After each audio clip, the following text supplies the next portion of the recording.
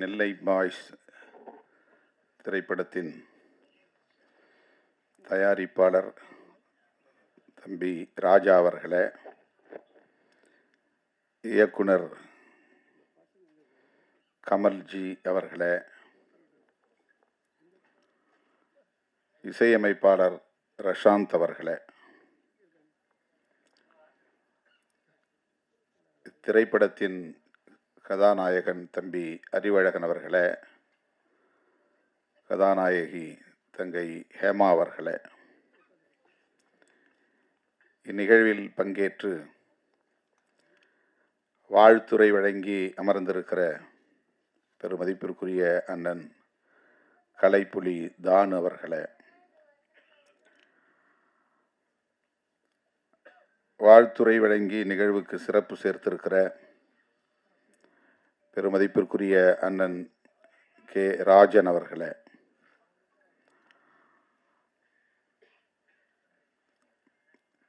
திரைப்பட தயாரிப்பாளர் சங்கத்தின் துணைத் தலைவர் அன்பு இளவல் தமிழ்குமரன் அவர்களே, தமிழ் திரைப்பட தயாரிப்பாளர் சங்கத்தின் செயலாளர் திருமிகு ராதாகிருஷ்ணன் அவர்களே, மற்றும் இந்த நிகழ்வில் பங்கேற்று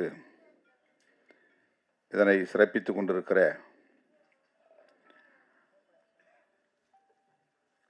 திரு எஸ்கே சம்பத் அவர்களே, சஞ்சய் செல்வம் அவர்களே, மதன்குமார் அவர்களே, அபிநயா ஜென்சி அவர்களே, விஜித் அவர்களே, ரியாத் அவர்களே, வித்யாராம் அவர்களே, திருமதி லாவண்யா அவர்களே மற்றும் திரு சிவக்குமார் அவர்களே, இந்நிகழ்வில் பங்கேற்று இதனை சிறப்பித்துக் கொண்டிருக்கிற இந்த திரைப்பட குழுவை சார்ந்த தொழில்நுட்ப கலைஞர்களே, திரளாக கூடியிருக்கிற தமிழ் சொந்தங்களே, உங்கள் அனைவருக்கும் என்னுடைய பணிவார்ந்த வணக்கத்தை தெரிவித்துக் கொள்கிறேன். மிகவும் நேரம் கடந்து இந்த நிகழ்வை நாம் தொடங்கியிருக்கிறோம் என்று ஒவ்வொருவரும் இங்கே பேசியதை நீங்கள் அறிவீர்கள். காலத்தாழ்வுக்கு நானும் ஒரு காரணம். அதற்காக என்னுடைய வருத்தத்தை தெரிவித்துக் கொள்கிறேன். நெல்லை பாய்ஸ் என்கிற இந்த திரைப்படத்தின் பாடல் வெளியீட்டு விழா, அதிலே பங்கேற்கிற ஒரு வாய்ப்பு, இந்த அரிய வாய்ப்பை எனக்கு வழங்கிய தயாரிப்பாளர் ராஜா அவர்களுக்கும் இயக்குனர் கமல் அவர்களுக்கும் இந்த படத்தின் நாயகன் தம்பி அறிவழகன் அவர்களுக்கும் என்னுடைய நன்றியை முதலில் உரித்தாக்குகிறேன். ராஜா அவர்களை பற்றி திரைப்படத்தில் இன்றைக்கு மிக பெரும் ஜாம்பவான்களாக இருக்கக்கூடிய அண்ணன் தானு அவர்களும் அண்ணன் ராஜன் அவர்களும் பலரும் இங்கே பேசினார்கள். எனக்கு பெரிய அளவில் அவர் அறிமுகம் இல்லை. இயக்குனரும் தயாரிப்பாளரும் அறிவழகன் அவர்களோடு வந்து இந்த நிகழ்வுக்கு வர வேண்டும் என்று எனக்கு அழைப்பு விடுத்தார்கள். பல்வேறு பணிச்சுமைகளுக்கு இடையிலே எனக்கு சற்று தயக்கம் இருந்தது. ஆனாலும் மறுதலிக்க இயலவில்லை. அதற்கு முக்கியமான காரணம், இந்த படத்தின் நாயகனாக நடிக்கிற தம்பி அறிவழகன் என்னால் அன்போடு கென்னி என்று அழைக்கப்படக்கூடிய தம்பி, குழந்தையிலிருந்து என் மடியில் வளர்ந்த ஒரு பிள்ளை. நான் எண்ணி பெருமைப்படுகிறேன். திரைப்பட கதாநாயகர்களை தொட்டு பார்த்தால் போதும் என்கிற நிலையில் இருந்த நான் இன்றைக்கு ஒரு நாயகனை நானே மடியில் வளர்த்தேன் என்று பார்க்கிற போது அது பெரும் மகிழ்வை தருகிறது. கே நகர் ஒட்டகப்பாளையத்திலே நான் ஒரு வாடகை வீட்டில் தங்கியிருந்தேன் சில காலம். அந்த வீடு தம்பி அறிவழகனுடைய பெற்றோர் திரைப்பட கேமராமேன் தம்பி வில்லாளன் என்கிற சிகாமணியின் வீடு. அவர் யார் என்றால் ட்ரம்ஸ் சிவமணி அவர்களின் மருமக பிள்ளை, மைத்துனர்.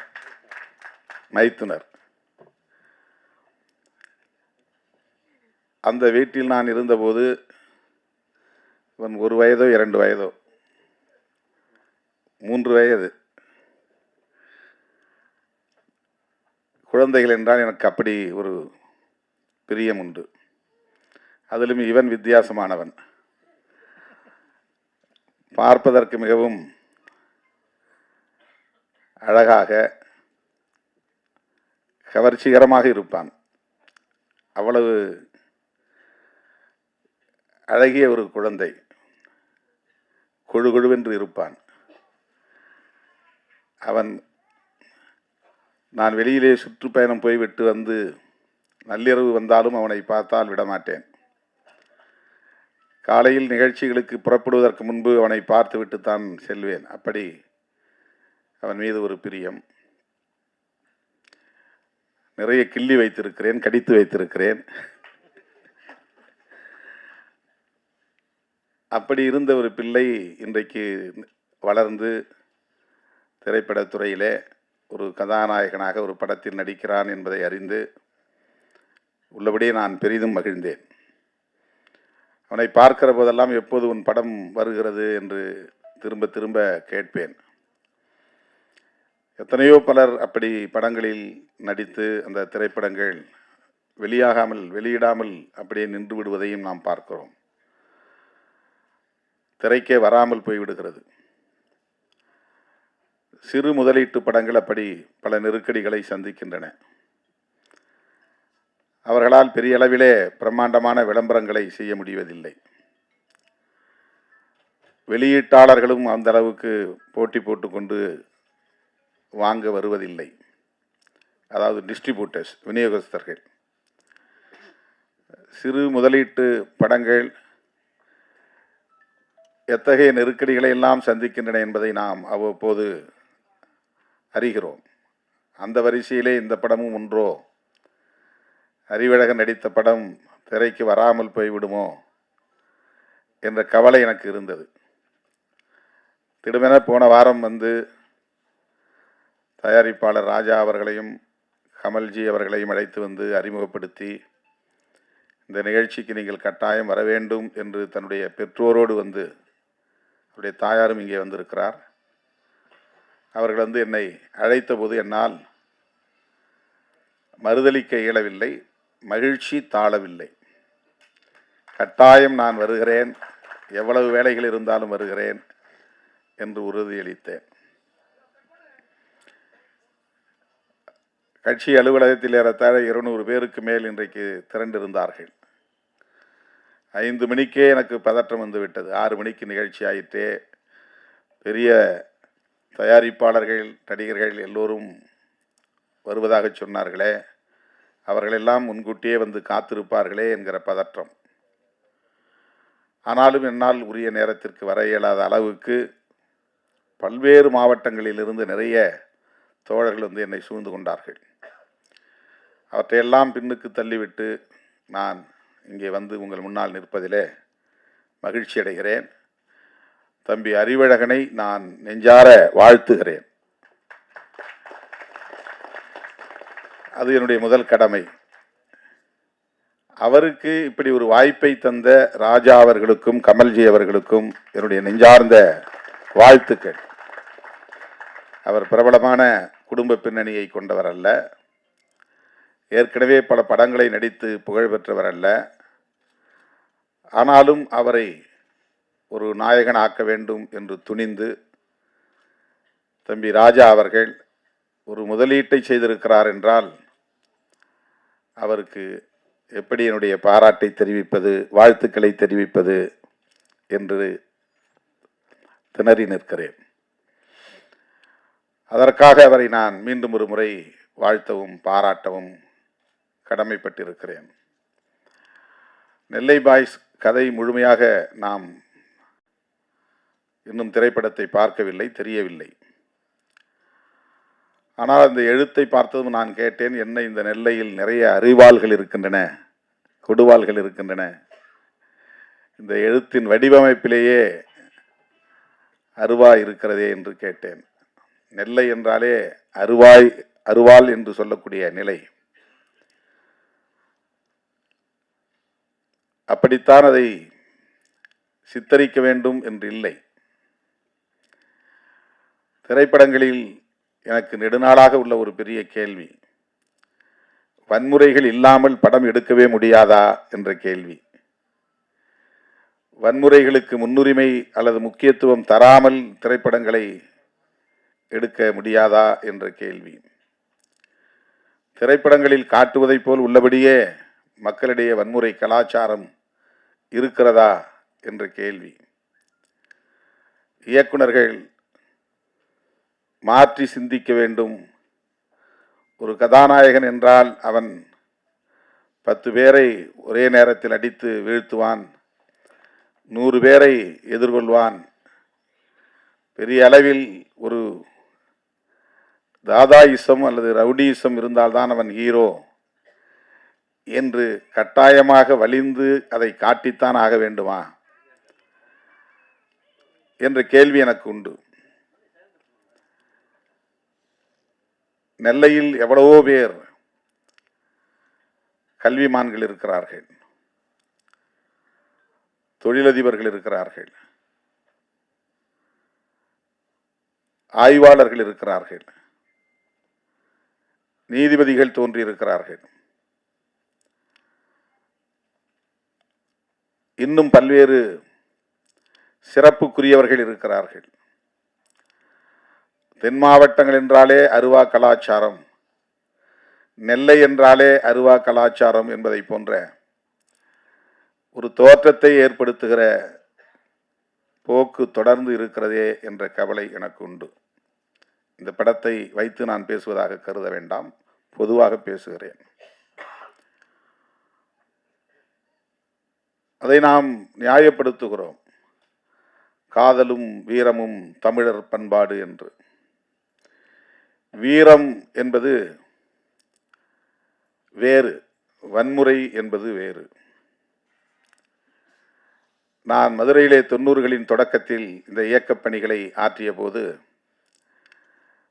தோழர்களுக்கு பேசுகிற போது, வீரம் என்றால் அருவாளை தூக்குவது என்று பொருள் அல்ல, நெருக்கடிகள் சூழ்ந்த போதும் கொள்கை நெறிப்படியே வாழ்தல் வீரம் என்று ஒரு முழக்கமே நான் எழுதினேன். நெருக்கடிகள் சூழ்ந்த போதும் கொள்கை நெறிப்படியே வாழ்தல் வீரம், நெருப்பலைக்குள் வீழ்ந்த போதும் அடிமை நெறி மீறி பாய்தல் தீரம் என்று வீரத்திற்கும் தீரத்திற்கும் நான் ஒரு முழக்கம் எழுதினேன். இது ஒரு கவிதை வரியாக தோழர்கள் எடுத்துக்கொண்டார்கள். வீரம் தீரம் என்பது முரட்டுத்தனமாக செயல்படுவது என்று பொருள் அல்ல, மூர்க்கமாக செயல்படுவது என்று பொருள் அல்ல. அருவாளை தூக்கி நோஞ்சான்களை வெட்டுவதுதான் வீரம் என்று பொருளாகாது. நிராயுத பாணிகளை வெட்டுவது, ஆயுதம் தாங்கிய கும்பல் நிராயுத பாணிகளை வெட்டுவது வீரமாகாது. 10 பேர் சேர்ந்து பேருந்திலே வருகிற நிராயுத பாணிகளை சுற்றி வளைத்து அவர்களை வெட்டி வீழ்த்துவது வீரம் என்ற ஒரு பார்வை இங்கே இருக்கிறது. அப்படி அல்ல. நாம் ஏற்றுக்கொண்ட கொள்கை, நாம் உள்வாங்கி கொண்ட கொள்கை, அந்த கொள்கைக்கு நெருக்கடி வருகிற போது அரசு தரப்பிலிருந்து வந்தாலும் பிற தரப்பிலிருந்து வந்தாலும், காவல்துறை தந்தாலும் அல்லது மற்றவர்கள் தந்தாலும், அந்த கொள்கையிலிருந்து ஒருபோதும் நான் வழுவ மாட்டேன், நழுவ மாட்டேன். சிறையில் அடைத்தாலும் அதிலிருந்து பின்வாங்க மாட்டேன். துப்பாக்கி சூட்டை நடத்தினாலும் அதிலிருந்து பின்வாங்க மாட்டேன் என்று எதிர்த்து நிற்பதுதான் உண்மையான வீரம். ஆனால் நாம் இங்கே வன்முறையை வீரமாக சித்தரிக்கிறோம். ரவுடியிசம் என்பது வேறு, ஹீரோயிசம் என்பது வேறு. ஆனால் இங்கே ரவுடியிசம் தான் ஹீரோயிசமாக மீண்டும் மீண்டும் உயர்த்தி பிடிக்கப்படுகிறது. புரட்சி என்பது வேறு, வன்முறை என்பது வேறு என்று நான் ஒரு பாடல் ஒரு திரைப்படத்திற்காக எழுதி கொடுத்தேன். அந்த பாடலும் திரைப்படத்தில் வந்தது. புரட்சி என்பது கட்டாயம் ரத்தம் சிந்திதான் ஆக வேண்டும் என்று இல்லை. புரட்சியாளர் அம்பேத்கர் செய்தது ஆயுதம் இல்லாத ஒரு புரட்சி. அவர் எந்த இடத்திலும் ஆயுதம் ஏந்துவோம் என்று சொல்லவில்லை. ஆயுதம் ஏந்துவதற்கான எந்த சூழலையும் அவர் உருவாக்கவில்லை. ஆனால் இன்றைக்கு இந்திய அரசியலில் விவாதங்களின் மையப் பொருளாய் இருப்பது அம்பேத்கரின் சிந்தனைகள் தான். அரசமைப்பு சட்டம்தான் இன்றைக்கு இந்திய அரசியலின் மையப் பொருளாக இருக்கிறது. நாம் இங்கே சமூக நீதி என்று பேசுகிறோம், அது அரசியலமைப்பு சட்டத்தின் கோட்பாடு தான். சுதந்திரம் என்று பேசுகிறோம், அது அரசியலமைப்பு சட்டத்தின் கோட்பாடு. சமத்துவம் என்று பேசுகிறோம், அது அரசியலமைப்பு சட்டம் முன்மொழிகிற கோட்பாடு. மதச்சார்பின்மை என்று பேசுகிறோம், அது அரசியலமைப்பு சட்டம் முன்மொழிந்திருக்கிற கோட்பாடு. ஒரு தரப்பு மதம் வேண்டும், அரசுக்கு மதம் வேண்டும் என்று சொல்லுகிற தரப்பு இங்கே உண்டு.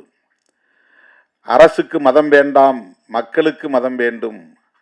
மதம் என்பது அரசுக்கானதல்ல, மக்களுக்கானது. இதுதான் அரசமைப்பு சட்டம் சொல்லுவது. இது எவ்வளவு பெரிய புரட்சி! இன்றைக்கு எளிய மக்கள் கல்வி பெற முடிகிறது, அதிகாரம் பெற முடிகிறது, கருத்து சொல்ல முடிகிறது,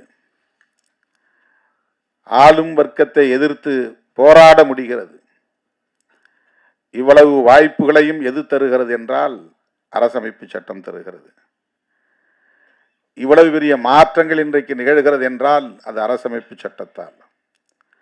ஒரு காலத்தில் பெண்கள் வீட்டை விட்டு வெளியே வர முடியாது, பெண்களுக்கு கல்வியே இல்லை என்கிற நிலை இருந்தது, சொத்துரிமை இல்லை என்கிற நிலை இருந்தது, அவர்கள் விரும்புகிற வாழ்க்கையை தீர்மானிக்க முடியாத நிலை இருந்தது.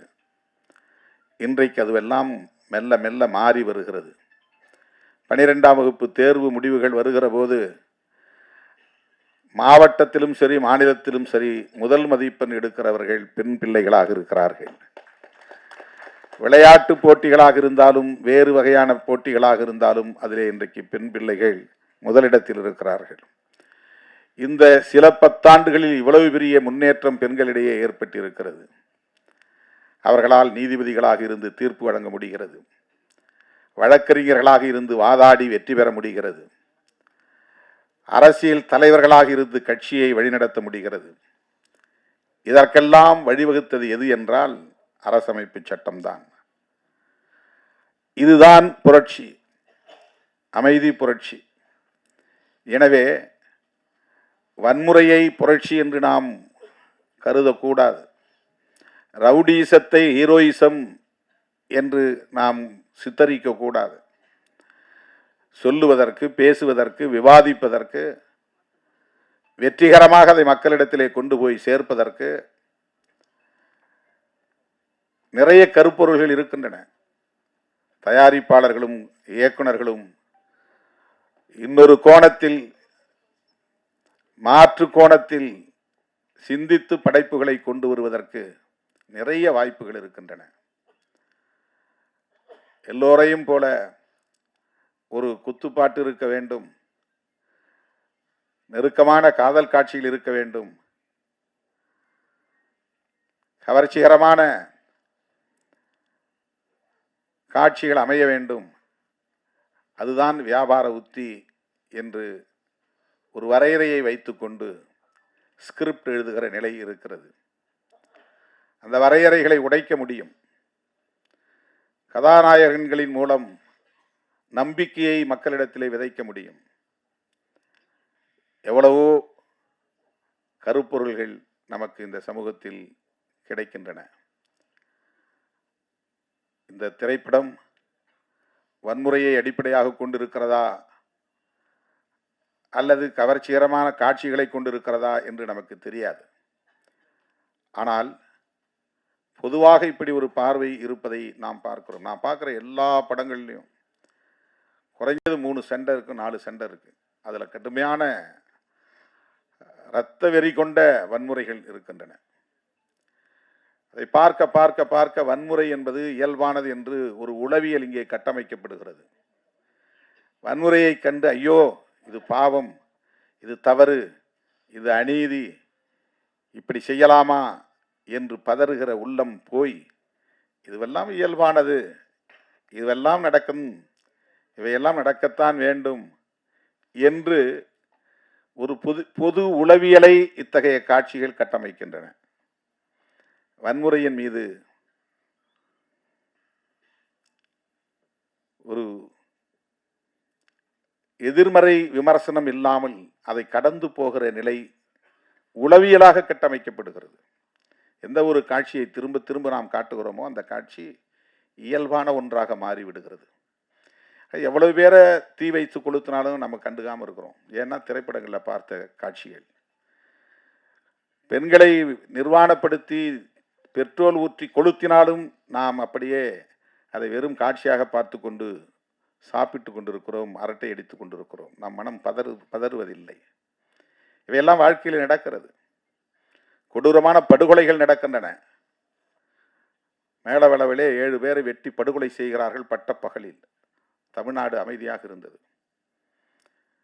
திண்ணியம் என்கிற இடத்திலே ஒருவன் கொடுத்த பணத்தை திருப்பி கேட்டான் என்பதற்காக அவனை கட்டி வைத்து உதைத்து அவன் வாயிலே மலத்தை திணித்தார்கள். நாடு அமைதியாக இருந்தது. 2002ஆம் ஆண்டு நான் வன்னிக்கு போயிருந்த போது அண்ணன் பிரபாகரன் அவர்கள் போனவுடன் என்னிடத்தில் கேட்ட கேள்வி இதுதான். திண்ணியத்தில் ஒருவன் வாயில் மலத்தை திணித்தானே, என்ன கொடுமை! 3 நாள் நான் உறங்கவே இல்லை. இதையெல்லாம் எப்படி உங்கள் மாநிலத்து தலைவர்கள் சகித்து கொண்டு அமைதியாக இருக்கிறார்கள்?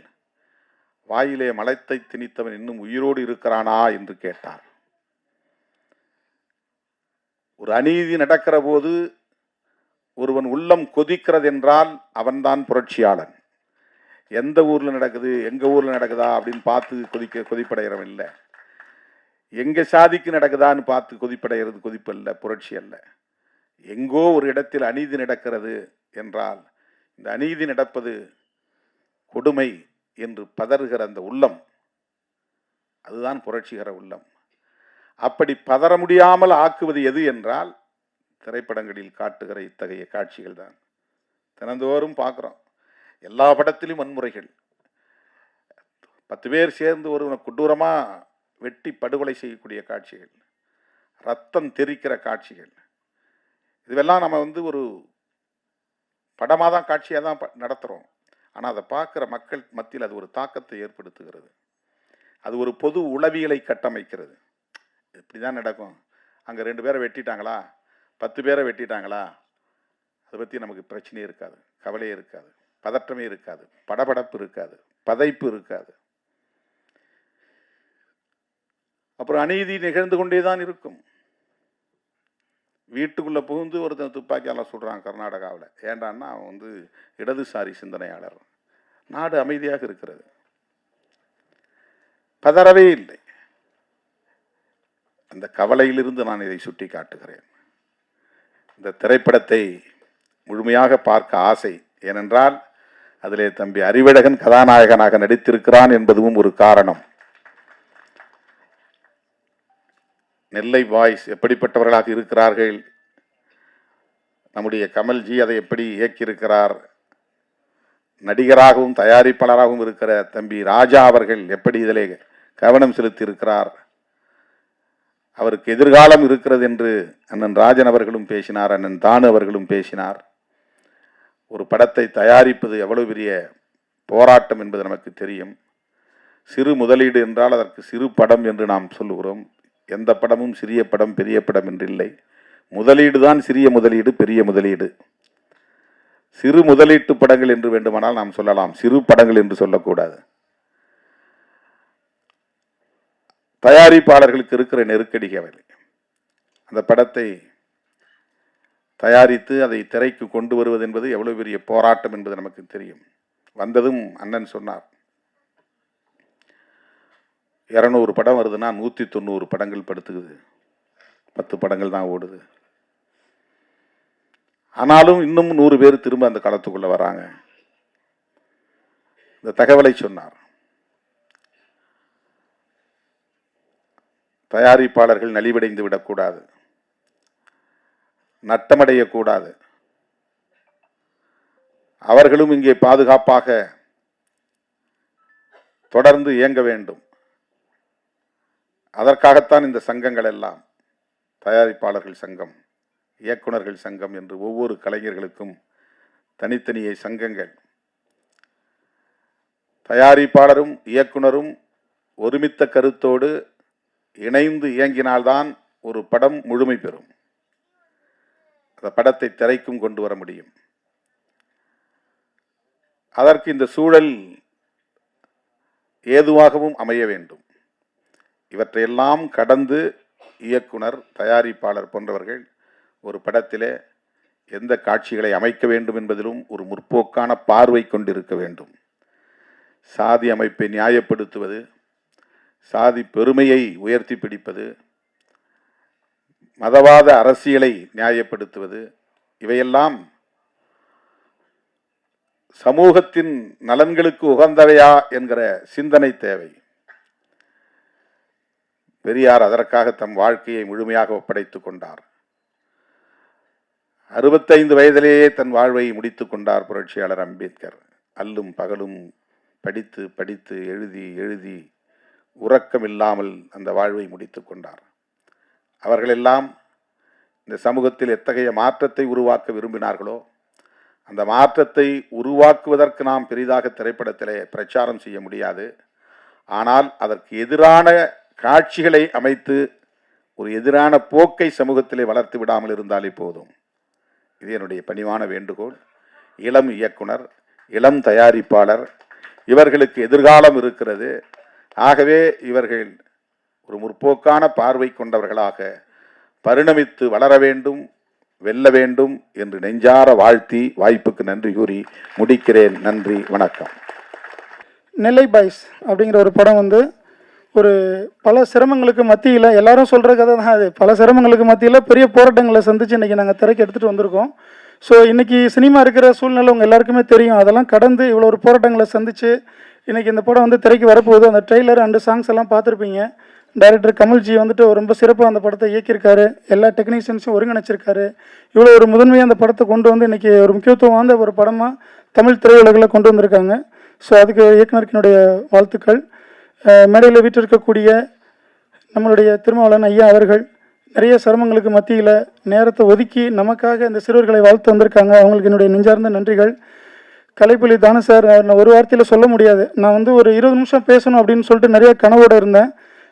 கொஞ்சம் தாமதமானதுனால, ப்ரோக்ராம் தாமதமானதுனால நான் ஒரு சில வார்த்தைகளோடு முடிச்சுக்கிறேன். தானு சாரை பற்றி சொல்கிறதுக்கு வார்த்தைகளே இல்லை. ஏன்னா அவ்வளோ இருக்குது. அது வந்து கட்டுரையாகவே போய்கிட்டே இருக்கும். ஏன்னா ஒரு முறையும் வந்து நான் ஒரு சிறுவனாக இருந்தும் என்னை அரவணைச்சு என்னை வழி நடத்தி இவ்வளோ தூரம் என்னை கொண்டு வந்திருக்காங்க. நான் ஒரு செய்கிற செயல், ஒவ்வொரு செயலையும் என்னை கண்டித்து இவ்வளோ அழகாக வழி நடத்திட்டு இருக்காங்க. எனக்கு எந்த வகையிலும் எந்த ஒரு ரிலேஷன்ஷிப்பும் இல்லை. சினிமா நேசிக்கக்கூடிய ஒரு பையன் நல்லா வரணும் அப்படிங்கிறதுக்காக எனக்காக ரொம்ப மெனக்கிட்டு இருக்காரு, நேரத்தை ஒதுக்கியிருக்கிறாரு. காலையில் 6 மணியும் சரி, நைட்டும் சரி, எப்போ வேணாலும் சொல்லு ராஜான்னு சொல்லி என்னை திறம்பட வழிநடத்தி கொண்டிருக்க என்னோட குருநாதர் அவர்களுக்கு என்னுடைய மாலை வணக்கத்தை தெரிவித்துக் கொள்கிறேன். லைக்கா தமிழ்குமரன் சார் ரொம்ப பிஸி ஷெட்யூலு. நான் வருவாரா வரமாட்டாரான்னு வாசல்னு ஏங்கிட்டு இருந்தேன். ஸோ ஒரு எதிர்பார்ப்பில்லாத ஒரு சர்ப்ரைஸ் கொடுத்துருக்காங்க. தமிழ்குமரன் சார் ரொம்ப ரொம்ப சந்தோஷம் உங்களுடைய வருகைக்கு. நம்மளுடைய தமிழ் திரைப்பட தயாரிப்பாளர் சங்கத்தினுடைய செயலாளர், சிறுபட தயாரிப்பாளர்களுடைய பாதுகாவலர், அவர் இருக்கிறதுனால தான் இன்னும் இந்த சினிமா வந்து சிறுபடங்கள் எல்லாம் இன்னும் உயிர் பிச்சுட்டு இருக்குன்னு தான் சொல்லணும் நம்ம. ஏன்னா பெரிய படங்கள் வந்து திரையரங்களில் 3 மாதத்துக்கு இருக்கா 2 மாதத்துக்கு இருக்கா வருது. அந்த சிறுபடங்கள் தான் வந்து இன்னைக்கு தமிழ் திரையுலகை காத்து கொண்டிருக்கிறது. அப்படிப்பட்ட அந்த தயாரிப்பாளர்களை காக்கும் ஒரு சக்தியாக தான் வந்து நாங்கள் ராதாகிருஷ்ணன் சார் அவர்கள் வந்து பார்த்துட்ருக்கோம் தமிழ் திரைப்பட தயாரிப்பாளர் சங்கத்தில். ஸோ அதை தொடர்ந்து மேடையில் இன்னும் நிறைய பேர் இருக்காங்க. எங்கள் அண்ணன் ராஜன் அண்ணன் இருக்காங்க. அவங்க வந்து சமீபத்தில் எந்த ப்ரோக்ராம்லையும் கலந்துக்கல, எனக்கு சொன்னாங்க அண்ணன் புவன் அண்ணன். அதையும் கடந்து இந்த வயதிலையும் வந்து இந்த தம்பியை வாழ்த்துவதற்கும் இந்த திரைப்படத்தை வாழ்த்துவதற்கும் இயக்குனர் அவர்களை வாழ்த்துவதற்கும் வந்திருக்காங்க. அவருக்கு என்னுடைய நெஞ்சம் கலந்த நன்றிகள்.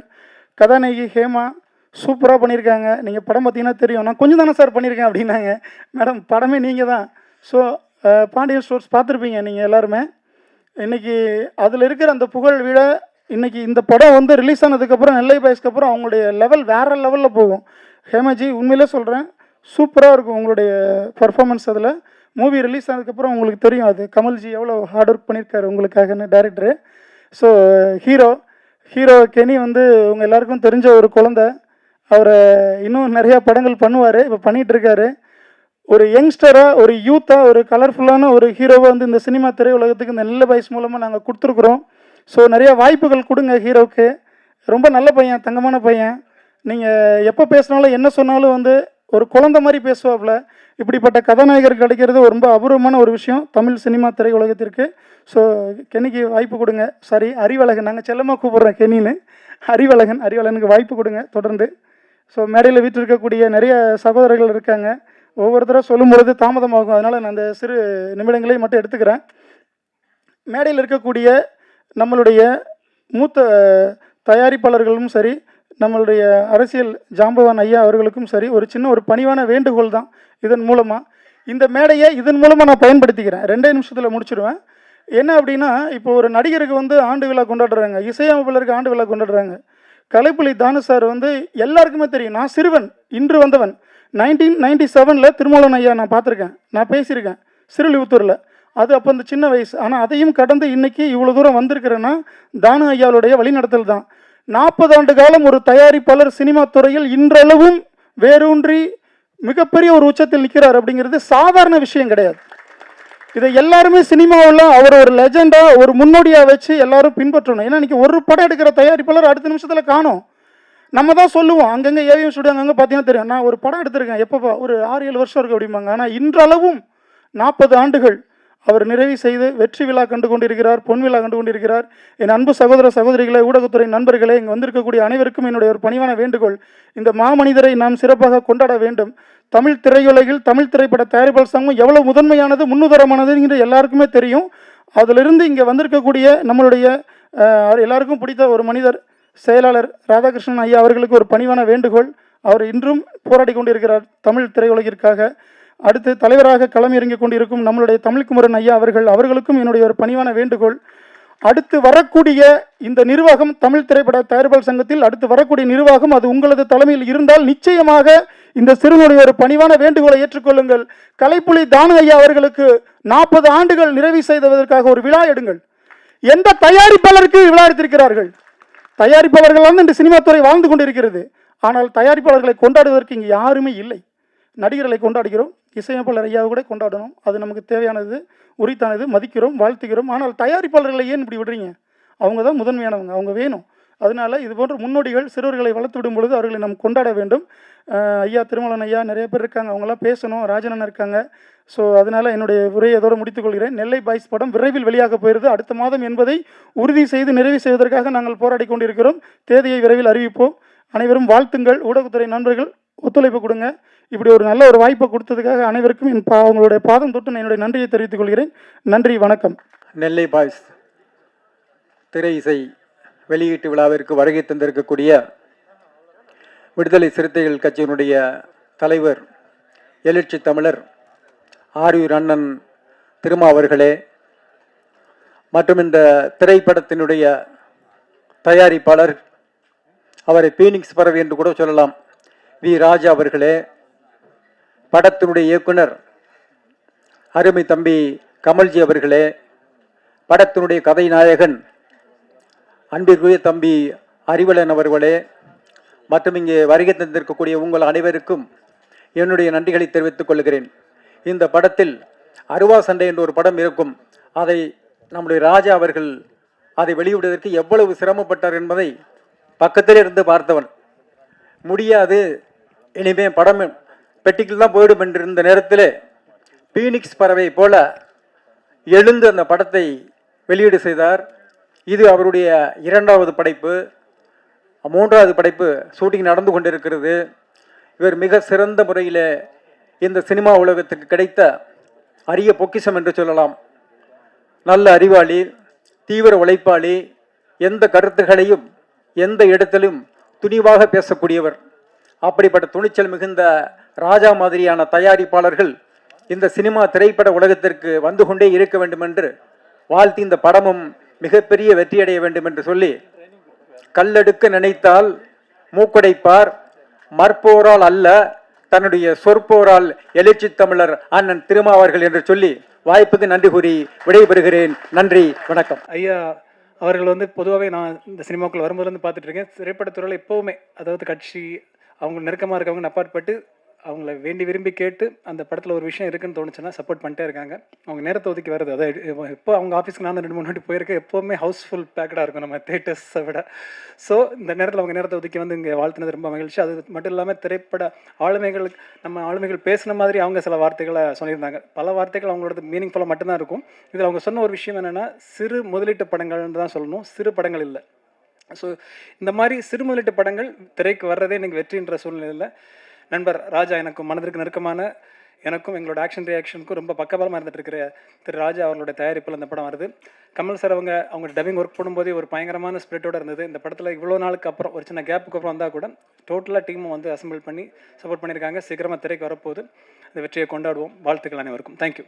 அனைவருக்கும் வணக்கம். நான் பாடலாசிரியர் வே மதன்குமார் பேசுகிறேன். இப்போ பார்த்தீங்கன்னா இந்த படம் வந்து விறுவிறுப்பாக போகும் அப்படின்னு சொல்லியிருந்தாங்க. இது ஒரு ஆணவ படுகொலையை வந்து எதிர்த்து பேசுகிற ஒரு படம் தான் இது யாருமே இங்கே பேசலை. ஏன்னா இந்த படம் விறுவிறுப்பாக போயிட்டுருக்கோம். போகும்போது நடுவில் ஒரு பிரேக் வரும். அந்த பிரேக்கு தான் நான் எழுதின ஒரு பாடல். ரொம்ப வலி மிகுந்ததாக இருக்கும். இதுவரையும் பார்த்தீங்கன்னா வடக்கு தமிழகத்திலிருந்து யாரும் பாடலாசிரியராக வந்ததில்லை. முதல் முறையாக நான் வந்து ஏறக்குறைய ஒரு 15 வருஷமாக இருக்கேன். அதில் இப்படி ஒரு வாய்ப்பை கமல்ஜி சார் எனக்கு கொடுத்துருக்காரு. இங்கேருந்து நான் ஸ்ரீரங்கத்துக்கு என்னை அழைச்சிட்டு போய் அங்கே எழுதணும். நாங்கள் ரஷாந்த் சார் வந்து மியூசிக் பண்ணியிருந்தார். ரொம்ப நல்லபடியாக வந்திருந்த அந்த பாடல். ப்ரொடியூசர் சாருக்கு ரொம்ப நன்றி. இந்த நேரத்தில் என்னுடைய ஃபேமிலியில் இருக்க என் அப்பா, அம்மா, தம்பி, தங்கச்சி, முக்கியமாக என் மனைவிக்கு நான் இங்கே நன்றியை தெரிவிச்சுக்கிறேன். இந்த மேடை எனக்கு பெரிய பலமாக இருக்கும். ஏன்னா பெரியவர்கள் எல்லாருமே இங்கே வந்து இந்த படத்தை பற்றி பேசியிருக்காங்க. முக்கியமாக இந்த படம் பார்த்தீங்கன்னா ஒரு பிரேக் வரும். அப்போ கண்டிப்பாக பாடலாசிரியர் வே மதன்குமார் என்ற என்ன உங்களுக்கு ஞாபகம் வரும். அந்த பெயின் சாங் நான் எழுதியிருக்கேன். ரொம்ப நன்றி. இந்த நடிப்பு அரக்கனுக்கு வாய்ப்பு கொடுக்கவும் என்ன சொல்கிறதுன்னு தெரில எனக்கு. ஸோ அந்த மாதிரி மனுஷங்களுக்கு வாய்ப்பு கொடுக்காம எவ்வளவோ பேர் கூத்துப்பட்டைக்கு போய், எவ்வளவோ பேர் அவ்வளோ கஷ்டங்கள் பட்டு, இன்னும் சாலி கிராமத்தில் எவ்வளோ இடத்துல வந்து சினிமா வாய்ப்புக்காண்டி, ஒரு வாய்ப்புக்காண்டி ஜூனியர் ஆர்டிஸ்டாக இருந்து அங்கிருந்து கொஞ்சம் கொஞ்சமாக மேலே வந்து எப்படியாவது சினிமா ஆஃபீஸ் நம்ம தேடிடலாமா, எப்படியாவது நம்ம சினிமா கண்டுபிடிச்சிடலாமா, ஸோ அப்படிலாம் வந்து வராங்க. ஸோ அவங்களுக்குலாம் நான் என்ன சொல்கிறேன்னு தெரில. ஒரே ஒரு ரெக்வஸ்ட் இந்த இடத்துல எல்லா மீடியா முன்னாடியும், கண்டிப்பாக நடிக்க தெரிந்த மனிதர்களுக்கு வாய்ப்பு கொடுங்க. கண்டிப்பாக சினிமாவும் வளரும், எல்லோரும் வளரும். அண்ட் இன்னும் முக்கியமான ஒரு ரெக்வஸ்ட் இருக்குது. ஆக்சுவலாக இந்த இடத்துல சொல்லி ஆகணும். நிறைய சின்ன சின்ன படங்களுக்கு வந்து தேட்டர் கிடைக்கவே மாட்டேங்குது. ஸோ அது வந்து ரொம்ப இந்த இடத்துல நான் ரெக்வஸ்ட் பண்ணி கேட்குறேன். நிறைய படங்கள் வருது. ஸோ ப்ளீஸ் நிறைய தேட்டர்ஸ் கொடுங்க. ஏன்னா சின்ன சின்ன படங்களுக்கு அது அவ்வளோ ஒரு பொருள் இருக்குது, அதில் நிறைய விஷயங்கள் இருக்குது ஆக்சுவலாக. ஸோ இந்த இடத்துல இதை பதிவு பண்ணிக்கிறேன். ரொம்ப ரொம்ப நன்றி. எனக்கும் இந்த மேடை கொடுத்து என்னை பேச வாழ்த்ததுக்கு ரொம்ப நன்றி சார். Thank you so much. நன்றி. மேடையில் வந்திருக்கும் அனைத்து பெரியவர்களுக்கும், பத்திரிகையாளர்களுக்கும், இங்கு வருகை தந்திருக்கும் அனைவருக்கும் என்னுடைய பணிவான வணக்கம். ஒயிட் ஸ்க்ரீன் ப்ரொடக்ஷன் ராஜா சாரோட தயாரிப்பில், கமல் சாரோட டைரக்ஷனில் இன்னைக்கு இசை வெளியீட்டு விழாவில் நம்ம எல்லாரும் இங்கே இருக்கோம். என்னோட ஒரே ஒரு ரெக்வஸ்ட், எல்லாருமே அதை சொன்னது தான். சின்ன நிறைய இன்டர்வியூஸ்லையுமே சொல்கிறது என்னென்னா, சின்ன பட்ஜெட் மூவிஸ் நிறைய இருக்குது. அதுவும் ரொம்ப நல்ல ஒரு கதைக்களத்தில் தான் இருக்குது. பெரிய ஹீரோஸ் நடித்தா மட்டும்தான் அந்த படத்தை போய் பார்ப்போம். அப்படியே வந்து ரிலீஸ் பண்ண இந்த காலகட்டத்தில் ஒரு மூவி எடுத்து ரிலீஸ் பண்ணுறதுக்கு அது ஒரு பெரிய விஷயமா இருக்குது. அந்த ஒரு பிரச்சனை நடந்து போயிட்டு இருக்கும்போது இந்த காலகட்டத்தில் இந்த மூவி நிறைய பிரச்சனைகளுக்கு அப்புறம் ரிலீஸ் ஆகிருக்கு. ஸோ அதுக்கு ரொம்ப சந்தோஷமாக இருக்குது. And congratulation the whole team நல்லை பாய்ஸ். அது மட்டும் இல்லாமல் ஹேமா அவர்கள் இப்போ இல்லை. அவங்க சின்ன திரையில் நிறைய பேருக்கு பாண்டியன் ஸ்டோர் மூலயமா நிறைய பேருக்கு நிறையவே தெரியும். பட் பெரிய திரையில் வரும்போது நிறைய ரிஜெக்ஷன்ஸ் ஏற்பட்டிருக்குன்னு சொன்னாங்க. அது அவங்களுக்கு மட்டும் இல்லை, நிறைய பேருக்கு. ஸோ அதுவும் நடக்கக்கூடாதுங்கிறது என்னோட ஒரு ரெக்வஸ்ட். அண்ட் சின்ன பட்ஜெட் மூவிஸ் எல்லாத்தையுமே ரொம்ப சப்போர்ட் பண்ணுங்கள். நிறைய புதிய கதைக்களத்தோட ஈவன் நான் நடித்த ஒரு 3 மூவிஸுமே வந்து போஸ்ட் ப்ரொடக்ஷனில் ஸ்டாப் ஆகி நிற்குது. அதற்கு காரணம் சின்ன budget. And sir Thol Thirumavalavan அவர்கள் தான் என்னோட ஃபர்ஸ்ட் லுக் வந்துட்டு என்னோட மூவியோட ரிலீஸ் பண்ணாங்க. இந்த இண்டஸ்ட்ரிக்கு நான் வரும்பொழுது அவரோட பிளெஸிங்ஸில் தான் நான் இந்த இண்டஸ்ட்ரிக்குள்ளே வந்தேன், சினிமாவை ஸ்டார்ட் பண்ணது. ஸோ அதனால் அவர் கூட இந்த ஸ்டேஜில் இங்கே நிற்கிறது எனக்கு பெரிய பாக்கியமாக நினைக்கிறேன். அண்ட் எனக்கு தெரியல எந்த அளவுக்கு அது தகுதியான பர்சன் அப்படின்னு சொல்லிட்டு. And thank you so much sir. And இந்த மேடையை எனக்கு பேசுறதுக்கு கொடுத்தது ராஜா சார் அவர்களுக்கு மிகவும் நன்றி. நெல்லை பாய்ஸுக்கு உங்களோட சப்போர்ட் வேணும். மீடியா இல்லைன்னா இங்கே எதுவுமே இல்லை. நல்லதோ கெட்டதோ எதுவாக இருந்தாலுமே, பாசிட்டிவாக இருந்தாலும் நெகட்டிவாக இருந்தாலும், ஒரு ஆர்டிஸ்ட்டுக்கும் ப்ரொடியூசராக இருக்கட்டும் டைரக்டராக இருக்கட்டும் எல்லாருக்குமே மீடியா மட்டும்தான் சப்போர்ட். ஸோ நீங்கள் இந்த படத்துக்கு கண்டிப்பாக சப்போர்ட் பண்ணி இந்த நெல்லை பாய்ஸை வெற்றி பெற நீங்கள் தான் கூட உறுதுணையாக இருக்கணும். நன்றி, வணக்கம். தேங்க்யூ. வந்து I can say extended family member, எங்கள் குடும்பத்தை சேர்ந்தவர். நாங்கள் அவருக்கு ஒரு நலம் விரும்பின்னு சொல்லலாம். நிறைய விஷயங்கள் பேசுவோம், சினிமா தவிர நிறைய விஷயங்கள் பேசுவோம். அவருக்கு வந்து எல்லா வேலையும் செய்கிற போது 100 பக்கம் அந்த ரயில்வேக்கு 2 ட்ராக்கு மாதிரி ஒரு பக்கம் வேலை பண்ணிகிட்டே இருப்பார், 100 பக்கம் சினிமாவை பற்றியே சிந்திச்சிட்டு இருப்பார். சினிமாவை பற்றி எல்லா விஷயத்தையும் கனெக்ட் பண்ணி நான் திங்க் பண்ணுறது கரெக்டாக, இது சரியா அது சரியான்னு கேட்டுக்கிட்டே இருப்பார். ஒரு வேலிடேஷன் ப்ராசஸ்னு சொல்லுவோம்ல, அது நிறைய செய்வார் அவர். அந்த மாதிரி ஒரு இளைஞர். அவருடைய 2வது முயற்சி யூகன் ஒரு படம் எடுத்து நல்லா வந்தது. அது கொரோனா காலத்தினால அதுக்கு கொஞ்ச காலம் முன்னாடி வந்ததுனால அவரால் மேற்பட்டு பட வாய்ப்புகள்லாம் இல்லாமல் திருப்பியும் போராடி இப்போ வந்திருக்கார். இந்த தடவை அவர் ஜெயிப்பார். ஏன்னா ஒரு பானை சோற்றுக்கு ஒரு சோறு பதம்னு ராஜன் சார் சொன்ன மாதிரி நல்லா வந்திருக்கு. இந்த நெல்லை பாய்ஸ்ன்னு நான் பார்க்குறது வந்து என்னை பொறுத்த வரைக்கும் ராஜா, அப்புறம் அதுக்கப்புறம் கமல்ஜி, அந்த குரூஸ் எல்லாருமே குறிப்பிட்டு சொல்ல விரும்பலை. நாயகன் நாயகி, அதுக்கப்புறம் இந்த மியூசிக் டைரக்டர், பாடல்கள் எழுதியிருக்கிற மதன், எல்லாமே நல்லா இருக்குது. ஒரு என்ன சொல்கிறது, ஒரு பார்வையாளன் பெர்ஸ்பெக்டிவில் பார்வையில் பார்க்குற போது படம் நல்லா வந்திருக்குன்னு நினைக்கிறேன்.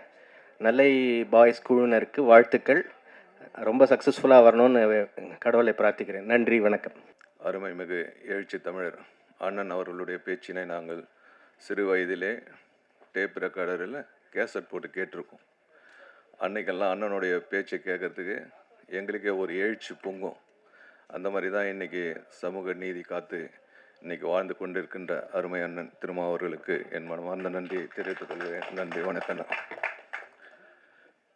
இந்த படம் ஒரு சீரும் சிறப்புமான படமாக அமைய வேண்டும் என்பது எல்லோருக்கும் நிறைந்த ஒன்று. இந்த படம் ஒரு மாபெரும் வெற்றி அடையணும்.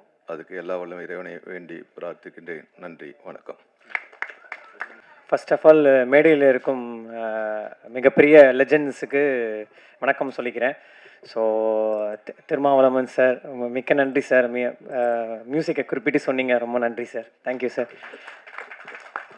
அண்டு இந்த படத்தோட டைரக்டர் கமல் சாருக்கு வந்து நன்றி சொல்லிக்கிறேன். நிறைய சிரமங்கள் இருந்துச்சு. ஸோ எல்லாத்தையும் தாண்டி அப்படியே நல்லா ஓரளவுக்கு நல்லா கொண்டு வந்துட்டார். அண்டு தயாரிப்பாளர் வி ராஜா சாருக்கு பெரிய நன்றி சொல்லிக்கிறேன். ஏன்னா வந்து இந்த டீமுக்கு நல்லா சப்போர்ட் பண்ணி இந்த அளவுக்கு கொண்டு வந்திருக்காருன்னா அது ராஜா சார் மட்டும்தான் காரணம். அண்டு வந்து பாடல்கள் எல்லாமே நல்லா வந்திருக்கு. படமும் நல்ல சமூக கருத்து உள்ள படம் தான். கண்டிப்பாக அவங்களுக்கு எல்லாம் பிடிக்கும்னு நினைக்கிறேன். அண்டு லிரிக்ஸ் எழுதினது வந்து மதன்குமார் சார். ரொம்ப நல்லா ஒரு சாங் வந்திருக்கு. அந்த சாங் வந்து படத்தில் வந்து முக்கியமான ஒரு சாங்கு. ஸோ நன்றி மதன்குமார் சார். அண்டு சஞ்சய் சாரும் நல்லா லிரிக்ஸ் பண்ணியிருக்காரு. அதுவும் ஒரு நல்ல சாங்ஸ் இருக்குது. ஸோ மியூசிக் உங்களுக்கு எல்லாருக்கும் பிடிக்கும்னு நினைக்கிறேன். மிக்க நன்றி, தேங்க்யூ.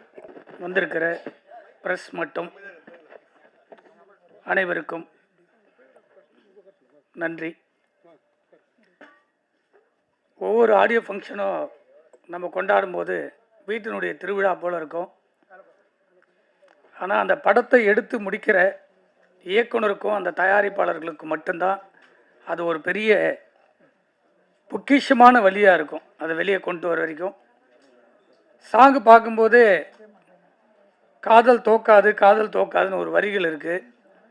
அதை பார்க்கும்போது ராஜா வந்து எப்பவுமே தோக்க மாட்டார், காதல்லையும் சரி சினிமாவிலையும் சரி அப்படின்றத இதை பார்க்கும்போது அந்த வரிகளை கேட்கும்போது ரொம்ப அழகாக இருந்தது. உலகத்தில் நம்ம எங்கே இருந்தாலும் தமிழர் என்று நம்மளுக்கு அடையாளமே நம்மளுடைய தேசிய தலைவர், உலகத்தினுடைய எல்லார் இதயங்களிலும் தமிழ் மக்கள் இருக்காங்கன்னா அண்ணன் பிரபாகரன் அவர்கள். அவருடைய வழியில் தனக்கென்று ஒரு அங்கீகாரம் மட்டுமல்ல, தமிழ் மக்களுக்கே ஒரு அங்கீகாரத்தை, ஒரு அரசியலுக்கு அப்பாற்பட்டு எல்லாருடைய இதயங்களிலும் அரசியல் தலைவருடைய ஃபோட்டோ இருக்கும். ஆனால் ஒரு தலைவருடைய ஃபோட்டோ மட்டும்தான், அண்ணன் பிரபாகருடைய ஃபோட்டோ எல்லாருடைய பாக்கெட்டில் இருக்கும். அதுபோல் எல்லா ஊரிலையும் இருக்கக்கூடிய தமிழருடைய எழுச்சியாக இருந்து அரசியல் களத்திலேயும் மக்களுடைய எளிமையிலேயும் சாதாரண இடத்திலிருந்து அறிவென்ற பொக்கிஷத்தை ஆயுதமாக கொண்டு எல்லார் இதயங்களிலும் ஃபோட்டோவை நிற்குதுன்னா அண்ணன் திருமாவளவன் அவர்கள் மட்டும்தான். காரணம், நிறைய விஷயத்தை சினிமாவுக்காக பேசலான்னு ஆசைப்பட்டோம், ஒவ்வொரு மேடையிலும் பேசிகிட்டு இருக்கோம்.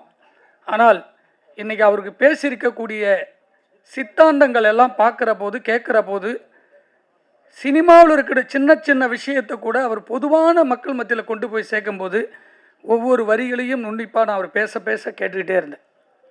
காரணம், எப்படி தம்பி ராஜா ஒரு போர்க்குணம் கொண்டு தமிழ் சினிமாவுக்கு ஆணிவேராக, தயாரிப்பாளர் சங்கத்திற்கு ஒரு வலிமையாக, யாரையும் எதிர்க்கக்கூடிய தைரியத்தோடு இன்னைக்கு பதிவு செய்கிறாருன்னா அவருடைய ஆளுமை மட்டும்தான். அதுதான் எனக்கு தம்பி ராஜா இடத்துல பிடிச்சிது.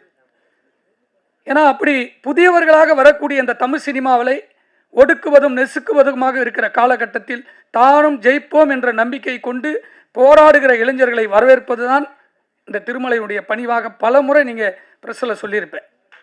நாங்களாம் எப்படி பார்த்து சினிமாவுக்கு வந்தோன்னா, நான்லாம் காலேஜ் படிக்க வரும்போது 95 இது வரைக்கும் எந்த ஃபோட்டோ வச்சிடல, அண்ணன் பிரபாகருடைய ஃபோட்டோ தான் வச்சுருக்கோம். ஆனால் அதற்கு பிறகு சினிமாவுக்குன்னு வந்த பிற்பாடு சினிமாவை பாதுகாப்பதற்கு ஒரு படம் ரிலீஸ் ஆச்சுன்னா அடுத்த நாள் சிடி வந்துடும். ஆனால் ஒரே ஆள் தான் அண்ணன் ராஜன் அவர்கள் முதல் முறையாக பர்மா பஜாரில் போய் போராடி சிடியை ஒழிப்புன்னு தமிழ் சினிமாவை அன்னைக்கு காப்பாற்றினார். அதுக்கப்புறம் ஒரு தலைவர் வருவாங்கன்னு பார்த்தீங்கன்னா வீரமாக அந்த பைரசியை அந்த காலத்தில் ஒழிச்சார். இன்னைக்கு தமிழ் சினிமாவுக்கு, தயாரிப்பாளர் சங்கத்திற்கு ஒரு போராட்ட குணம் உண்ட ஒரு தலைவர் வர வேண்டும்.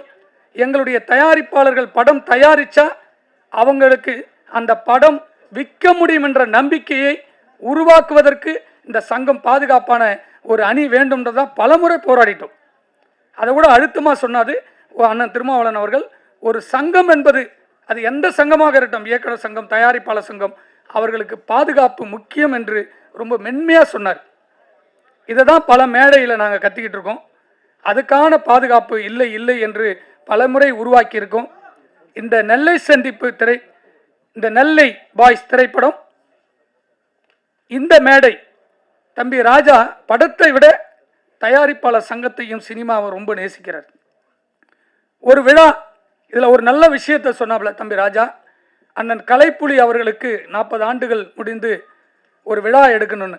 இதை 5 ஆண்டுகளுக்கு முன்பாக ஐயா பாரதராஜா அவர்களுக்கும் முக்கியமான இயக்குனர் தயாரிப்பாளர்களாக ஒரு விழா எடுக்கலான்னு இயக்குனர் சங்கத்தில் உட்காந்து செயற்குழு ஒரு முடிவு எடுக்கும்போது அண்ணன் கலைப்புலி தான் அவர்களுக்கும் சேர்த்து ஒரு விழா எடுக்கணும் அப்படின்னு ஒரு பேச்சுவார்த்தை நடத்தணும். ஆனால் அது நடக்காமல் போச்சு. ஒட்டுமொத்த தமிழ் சினிமாவையும் வழிநடத்தக்கூடிய தமிழ் திரைப்பட தயாரிப்பாளர் சங்கம், எங்களுடைய தாய் சங்கம், ஒவ்வொரு தயாரிப்பாளர்களும் ஒவ்வொரு படத்தில் 3 கோடியிலிருந்து 5 கோடிகள் விட்டு கொண்டே இருக்கிறார்கள். இவர்களுக்கெல்லாம் அங்கீகாரம் இல்லாமல் எங்கு இருப்பாரே என்று தெரியாமல் புதிய புதிய தயாரிப்பாளர்கள் இந்த தமிழ் சினிமாவை வாழ வைத்துக் கொண்டிருக்கிறார்கள். இதற்கெல்லாம் ஒரு பாலமாக வருகிற பேசிவிட்டு சென்ற நம்மளுடைய சிறுபட தயாரிப்பாளனுடைய அரணாக இருக்கக்கூடிய அண்ணன் ராதாகிருஷ்ணன் அவர்கள், அடுத்து தலைவராக வர வேண்டும் என்று ஆசைப்படுகிற அண்ணன் தமிழ்குமரன் அவர்கள், உங்களுக்கு எல்லாருக்கும் லைக்கான்றாங்க, அவர் லைக்காவே கிடையாது. அவரெல்லாம் 99, 2008, 2009 காலகட்டத்திலேயே அவரெல்லாம் சொந்தமாக இண்டிவிஜுவல் படம் எடுத்த தயாரிப்பாளர். அவர் அதுக்கப்புறம் தான் லைக்கான்ற ஒரு நிறுவனத்துக்கே அவர் வந்தார். இந்த 100 விழா தமிழ் திரைப்பட தயாரிப்பாளர் சங்கத்திற்கு ஒரு பொன் விழாவாக, அண்ணன் கலைப்புலி தானுவுக்கு எடுக்கக்கூடிய பாராட்டு விழா தமிழ்குமரன் அவர்கள் நினைத்தால் 7 சூப்பர் ஸ்டார் இருக்காங்க சினிமாவில், இவங்களுக்கு தான் பிஸ்னஸ். அந்த 7 சூப்பர் ஸ்டாரையும் ரஜினி அவர்கள், கமலஹாசன் அவர்கள், அஜித் அவர்கள், விஜய் அவர்கள், தனுஷ் அவர்கள், சிம்பு அவர்கள், சூர்யா வரைக்கும் 7 ஹீரோவையும் படம் எடுத்திருக்கக்கூடிய ஒரு தயாரிப்பாளர் இருக்கிறாருன்னா அண்ணன் தானு அவர்கள் தான். அந்த 7 ஹீரோவும் வந்து தயாரிப்பாளர் சங்கத்திற்காக ஒரு விழா நடத்தணுமானா நம்மளுடைய சங்கத்துக்கு அண்ணன் முன்னாடி தலைவராக இருக்கும்போது அண்ணன் தானே சொன்னார், 100 கோடி ரூபாய் நிதி என்னால் வைக்க முடியும் என்று சொன்னார். அந்த 100 கோடியை இவர்கள் இப்பொழுது வரக்கூடிய காலகட்டத்தில் பாராட்டு விழாவோடு சேர்ந்து எங்களுடைய தயாரிப்பாளர் சங்கத்தையும் உறுப்பினர்களையும் பாதுகாக்கக்கூடிய ஒரு விழாவாக எங்களுடைய சங்கத்திற்கு 100 கோடி வைக்க வேண்டும். படம் எடுத்து ரிலீஸ் பண்ண தயாரிப்பாளர்கள் எங்கே போனாலும் அவங்களுக்கு பாதுகாப்பு இருக்க வேண்டும். எங்கள் அண்ணன் இப்பொழுது பேசிவிட்டு சென்ற போல இவரை போன்ற ஒரு தமிழர்களுக்காக பாதுகாப்பு கட்சிக்கு அப்பாற்பட்டு எங்களுடைய தயாரிப்பாளர்களுக்காக இப்பொழுது குரல் கொடுத்திருக்கிறாரே அண்ணன் தொல் திருமாவளவன் அவர்கள், அவரை போன்ற ஒரு போராளிகள் எங்கள் சங்கத்தில் இருந்தாவே எங்களுடைய தயாரிப்பாளர்களுக்கு பாதுகாப்பு இருப்பது நிச்சயம் என்பதனை சொல்லி விடைபெறுகிறேன். நன்றி, வணக்கம். இங்க இருக்க எல்லாருக்குமே இனிய மாலை வணக்கம். எல்லாரும் சொன்ன மாதிரி ரொம்ப லேட் ஆயிடுச்சு, அதனால நான் என்னோட உரையை ரொம்ப சுருக்கமாக முடிச்சிடுறேன். இங்கே மேடையில் இருக்கிற லோக்சபா எம்பி புரட்சி தமிழர் நம்மளோட தொல் திருமாவளவன் சார் அவர்கள், நான் ரொம்ப பார்த்து வியந்திருக்கேன் அவங்களோட பேச்செல்லாம். நான் வந்து நியூஸ் டிபார்ட்மெண்ட்டில் இருக்கும்போது இவங்களை பற்றி நிறைய நியூஸ் படிச்சிருக்கேன். ஸோ அப்போலேருந்து எந்த ஒரு அரசியல் தலைவர்களும் பார்க்கும்பொழுது ஒரு ஒரு என்ன சொல்கிறது, ஒரு அட்மயர் ஒரு திங் வரும்ல, அவங்கள நேரில் பார்க்கும்போது எனக்கு அப்படி இருந்துச்சு.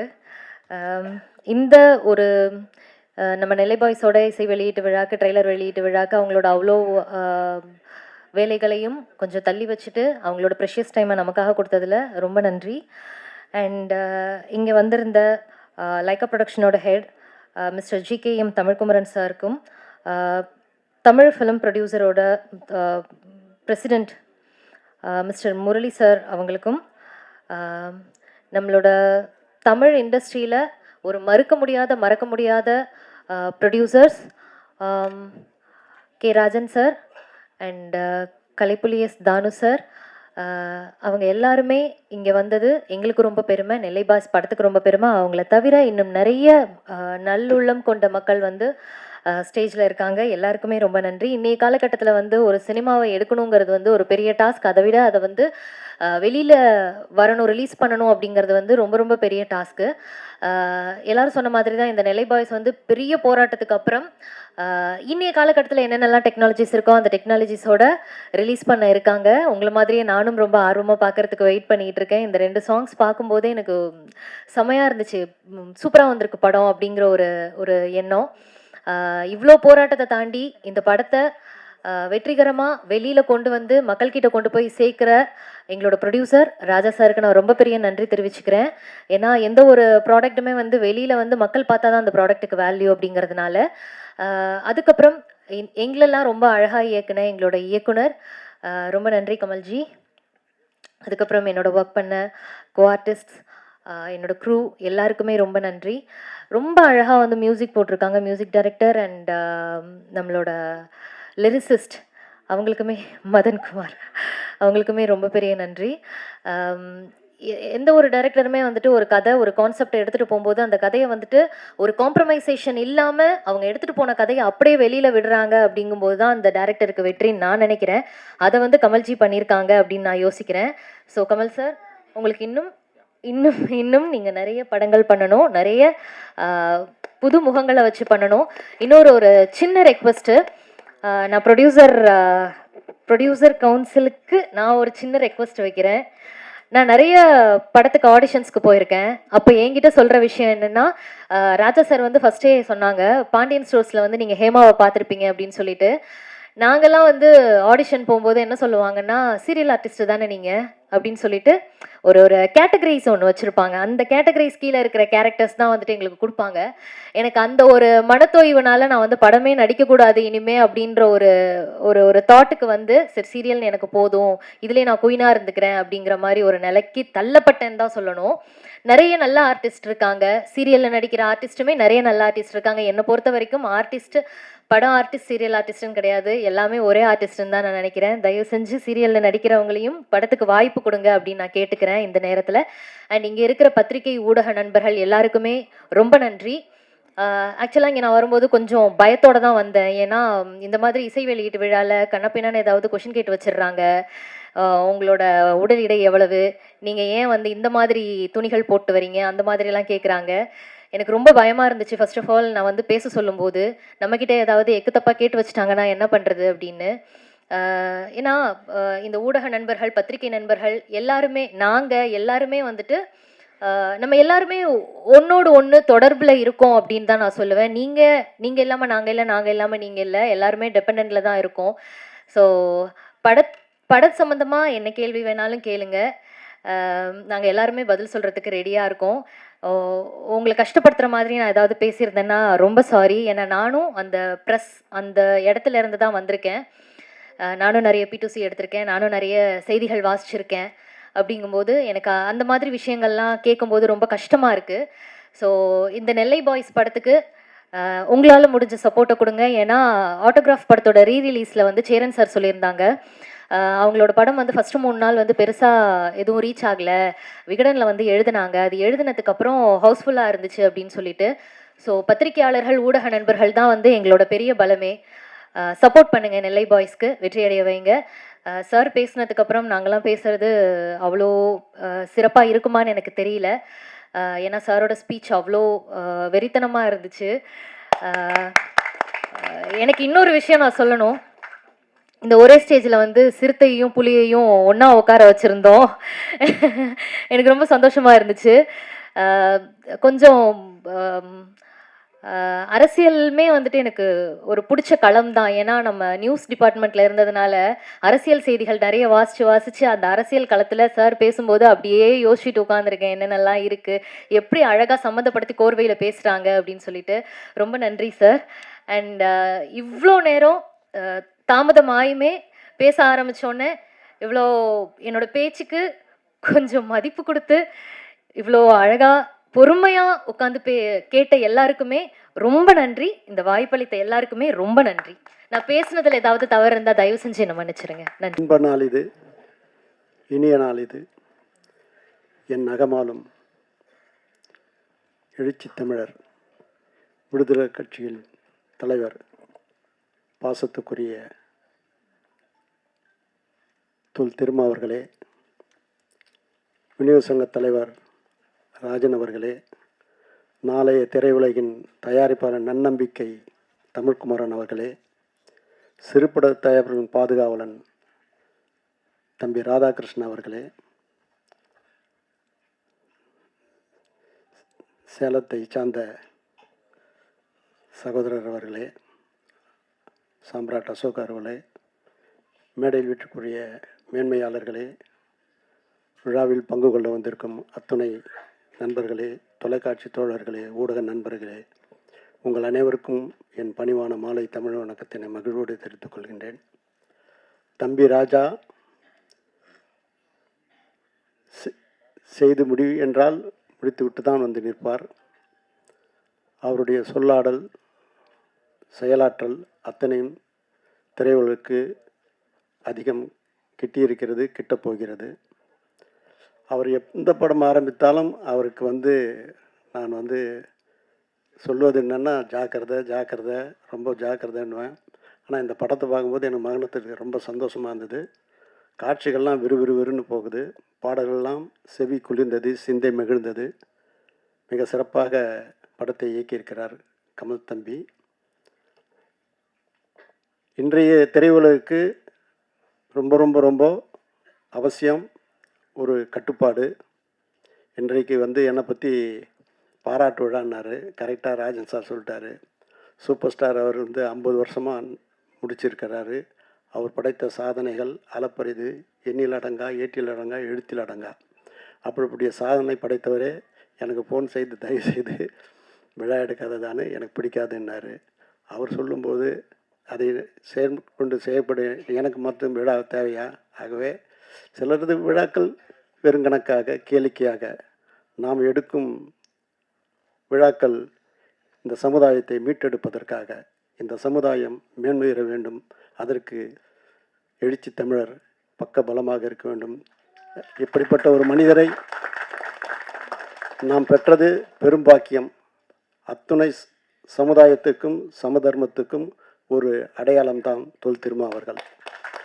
அப்படிப்பட்ட மனிதரோடு நாம் பயணிப்பதே நாம் பெற்ற பாக்கியம் என்று சொல்லி, தம்பி ராஜா மிகப்பெரிய இடத்துக்கு வருவாய், உயரிய நிலை அடைவாய், இந்த படம் மாபெரும் வெற்றி அடையும் என்று சொல்லி வாய்ப்புக்கு நன்றி தெரிவித்து விடுவேன். நன்றி, வணக்கம்.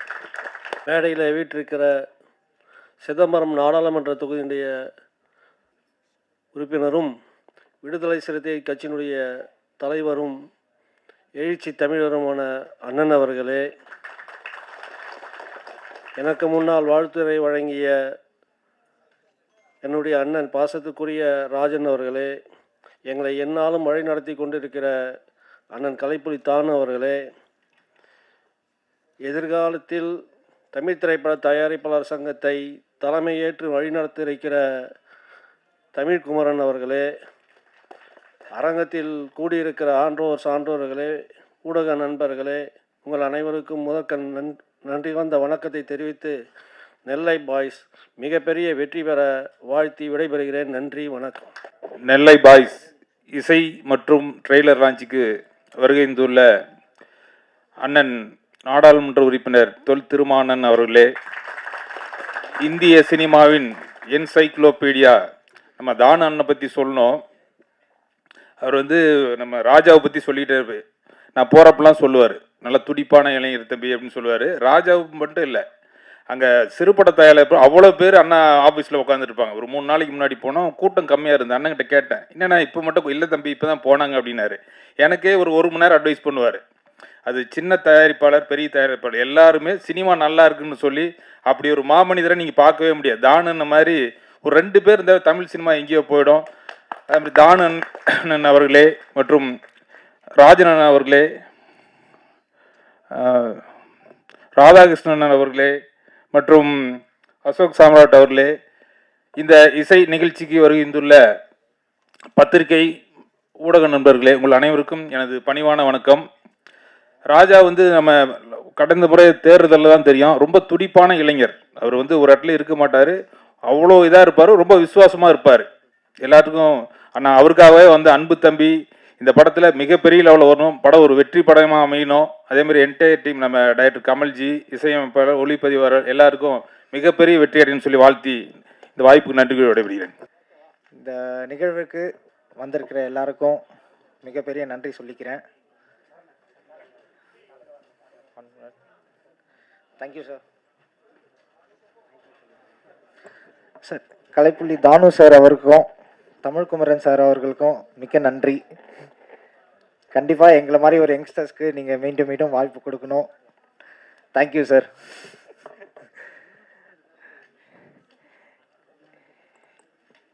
என்னுடைய அழைப்பை ஏற்று இங்கே வருகை தந்திருக்கும் என்னுடைய ஆசான்,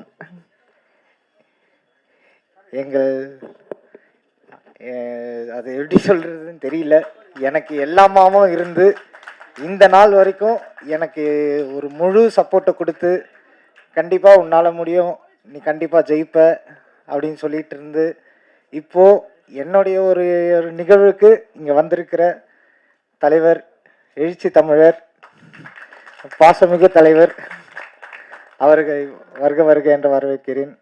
அப்புறம் எங்களோட டெக்னீஷியன்ஸ் டீம், டிஓபி ரவி அண்ணன், அவர் என்னை எப்படிலாம் கொஞ்சம் அழகாக எப்படியாச்சும் காமிக்கணுமோ அது கொஞ்சம் நல்லாவே காமிச்சிருக்காரு அவருக்கு. அப்புறம் ஹீரோயின் ஹேமா மேம், கொஞ்சம் நல்லா நீங்கள் ரொம்ப அழகாக பண்ணியிருக்கீங்க, நிறையா சீன்ஸ் நல்லா வந்திருக்கு, கங்க்ராச்சுலேஷன்ஸ். தென் கதையுடைய இயக்குனர் கமல் அண்ணன், அது ஒரு நீண்ட கால பயணமாக தான் இருந்தது. ரொம்ப கடினமான பயணம். நிறைய ஃபேஸ் பண்ணோம் டீமாக இருந்து. கடைசியில் எங்களை எல்லாரையுமே கரெக்டாக மோல்ட் பண்ணி ராஜா அண்ணன் எவ்வளோலாம் உங்களால் என்ன பண்ண முடியுமோ நீங்கள் பண்ணுங்கள், நான் இருக்கேன் இங்கே உங்களை புஷ் பண்ணுறதுக்கு அப்படின்னு சொல்லி எங்களை ரொம்ப அழகாக புஷ் பண்ணி ஒரு நல்ல ஒரு நல்ல ஒரு ஃபினிஷிங்கை கொடுத்துருக்காரு. ஸோ என் டீமுக்கும் என் டெக்னீஷியன்ஸ் அங்கே ஒர்க் பண்ண எல்லா டெக்னீஷியன்ஸ்க்கும் என்னுடைய நன்றியை தெரிவிச்சுக்கிறேன். நன்றி, வணக்கம். மெயினாக எங்கள் daddy mummy, I am really blessed with you both. Thank you so much. கண்டிப்பாக நீங்கள் இல்லைன்னா நான் இங்கே இல்லை. Thank you, I love you both my friends. Thank you so much. பல வேலைகள் இருந்தாலும் இந்த அறிவழகனுக்கு அன்புக்காக அண்ணன் திருமா அவர்கள் இந்த நிகழ்ச்சியை மிக சிறப்பு செய்து கொண்டிருக்கும் அண்ணன் திருமா அவர்களுக்கும், இந்த படத்தின் தயாரிப்பாளர் ராஜா அவர்களுக்கும், டைரக்டர் கமல்ஜி அவர்களுக்கும் மற்றும் அனைவருக்கும் அன்பான இனிய வணக்கங்கள். இப்போது முக்கியமான ஒரு விஷயத்தை அண்ணன் திருமா அண்ணன் சொன்னார். அது இந்த தயாரிப்பாளர்கள் படங்கள் மூலமாக படத்தினுடைய பல கருத்துக்கள் மக்களுக்கு இதை நல்ல கருத்துக்களை சொல்லணும்னு சொல்லிட்டு ரொம்ப வலியுறுத்தினார். அது மிகுந்த என்னை மகிழ்ச்சி அடைஞ்சிச்சது. மேலும் நான் சரியான முறையில் பேச தெரியாததுனால நிறைய சொல்லணும்னு நினைக்கிறேன். மேடையில் எவ்வளவும் பேசி பழக்கம் இல்லாததுனால சரியாக பேச முடியல. ரொம்ப இந்த சிறப்புக்குரிய அண்ணன் திருமாவளவனுக்கு அவ்வளோ தெளிவாக ரொம்ப பொறுமையாக இந்த பீச்சுக்காகவே இந்த நெல்லை பாய்ஸ் ரொம்ப சிறப்பாக ஓடுன்றது ஒரு எதிர்பார்ப்போடு இருக்கிறேன். ஏன்னா அவ்வளோ அருமையாக அவ்வளோ கோர்வையாக மதிப்புக்குரிய அண்ணன் பேசினது மிக மகிழ்ச்சி. இந்த படம் வெற்றியடைய வாழ்த்துக்கள். இதான் ஃபஸ்ட் டைம் டைரக்டாக ஆடியோ லான்ச்சில் பேசுகிறது. இந்த படம் முழுக்க முழுக்க ஒரு ஒரு ஒரு டவுன் பேஸ்டு ஒரு ஃப்ரெண்ட்ஷிப் படம். Actually friendship plus love base பண்ணி எடுத்திருக்கு. மிச்ச படத்துக்கும் சிட்டியில் உள்ள ஃப்ரெண்ட்ஷிப்க்கும் ஒரு நெல்லை சைடில் உள்ள ஃப்ரெண்ட்ஷிப்க்கும் என்ன மாதிரி டிஃப்ரென்ஸ் இருக்கும் அப்படிங்கிறதா இந்த படம். ஆக்சுவலி 4 பேரும் பயங்கரமாக நடிச்சிருக்காங்க. ஹீரோ அறிவழகன் பர்ஃபார்மன்ஸ் எப்படிங்கிறது நீங்கள் ஸ்க்ரீனில் பார்ப்பீங்க. ஏன்னா அப்படி ஒரு பர்ஃபார்மன்ஸ் கொடுத்துருக்காப்புல ஒரு சில சீன்ஸ். ஆக்சுவலி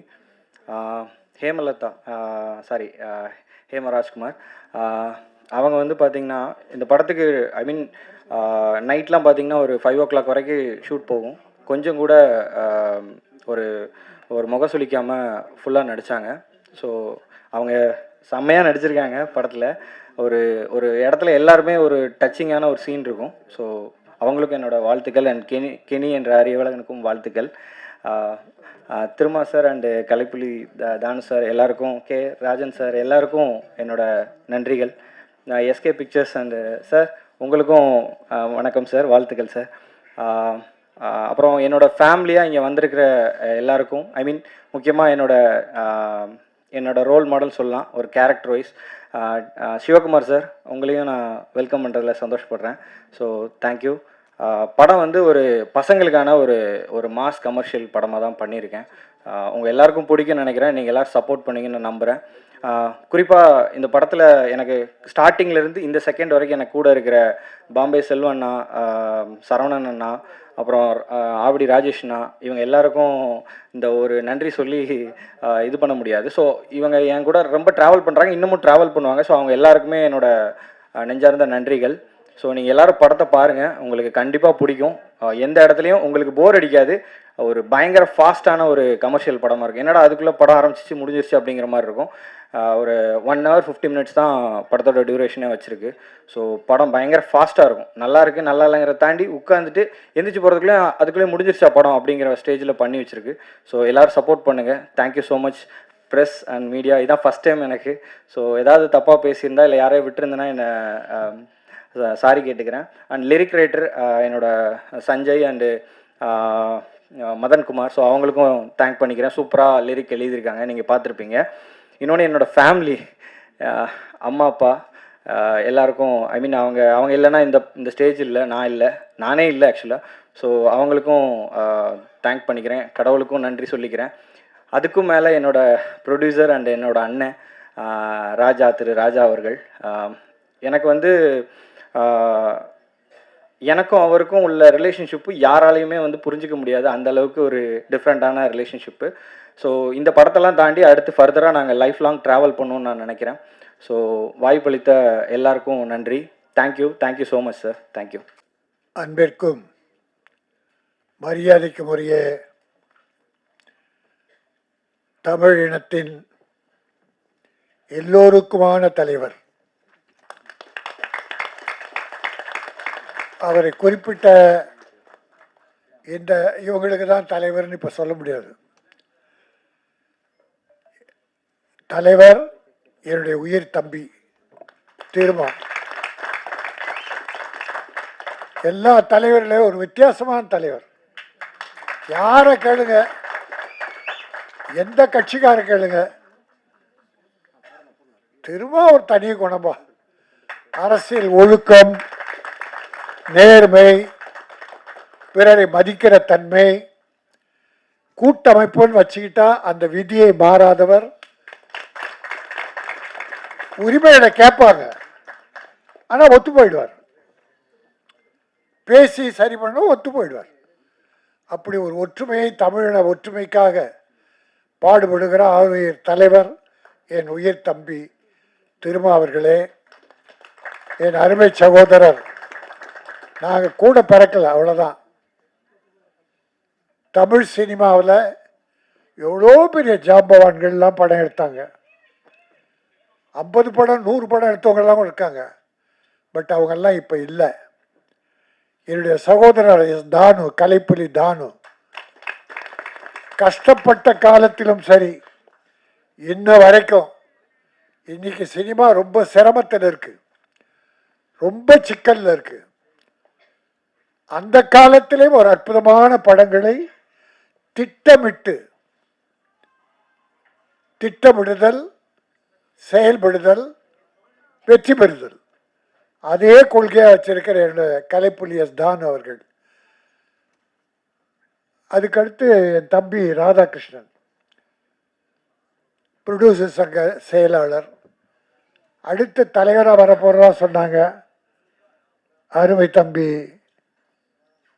லைக்கா கம்பெனியை பாதுகாத்து கொண்டிருக்கிற தமிழ்மாறன். எல்லோரையும் நான் வருக வருக என வரவேற்று வாழ்த்தி ஒரு 3/4 மணி நேரம் பேசலான்னு பார்க்குறேன். இப்போ 8:15 ஆயிடுச்சு. ஒரு 3/4 மணி நேரம், 1 நிமிஷம் குறைஞ்சா கூட என்னை மன்னிச்சிருங்க. ஏன்னா இப்போ 8:15 ஆச்சா. இப்போ பேச ஆரம்பித்தா எல்லாரும் 10:30 மணிக்கு தான் வீட்டுக்கு போவீங்க. இது தொல் திருமாவளவன் மேடை. அவர் இருக்கும்போது நம்ம யாரும் அதிகம் பேசக்கூடாது, என்னை தவிர. நெல்லை பாய்ஸ் ட்ரெய்லர் பார்த்தோம், சிறப்பாக இருந்தது. இளைஞர்கள் கூட்டம். டைரக்டர் நல்லா வேலை வாங்கியிருக்கீங்க. ஒரு பானை சோற்றுக்கு ஒரு சோறு பதம் என்பதை போல அந்த சின்ன காட்சிகள் நல்லாவே இருந்தது. நண்பர்கள் காதல், வீரம், ரவுடிசம், கொலை கொள்ளை எல்லாமே நிறையா பண்ணியிருந்தார். டைரக்டர் கமல் சிறப்பாக பண்ணதால தான், டைரக்டரோட ப்ரொடியூசரோட ஒத்துழைத்தால் தான் இன்னைக்கு ப்ரொடியூசர் அவர் இங்கே வாழ்த்தினார். இந்த படத்தின் தயாரிப்பாளர் தம்பி ராஜா, அற்புதமான பையன். அதாவது நான் பெறாத ஒரு பிள்ளை. அன்பு செலுத்தின அப்படி தவறுகளை தட்டி கேட்கற தயங்கவே மாட்டான். அதில் ஒரு ஜூனியர் திருமாவளவன். யார் தப்பு செஞ்சாலும் சரி, அது வாட்ஸ்அப்பில் விட்டான்னு வச்சுங்க, திட்டி தீத்துருவான் எல்லாரையும். அவனை கண்டா பயப்படுவாங்க நிறைய பேர். அவன் என்னை பார்த்து பயப்படுவான், ஏன்னா எனக்கு ஜூனியர். இன்னொன்று அவன் ஒரு வேண்டுகோள் வச்சான், எங்கள் கலைப்புலி தானுக்கு சினிமா உலகம் ஒரு பாராட்டு தெரிவிக்கணும்னு.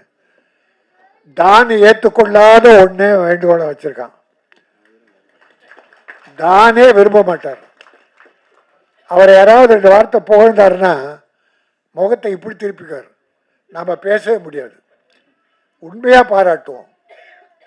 ஏன்னா இந்த சினிமா சிரமத்தில் ஒவ்வொரு படத்தையும் வெற்றி படமாக எடுத்துகிட்டு இருக்க ஒரு அற்புதமான ஒரு தயாரிப்பாளர்.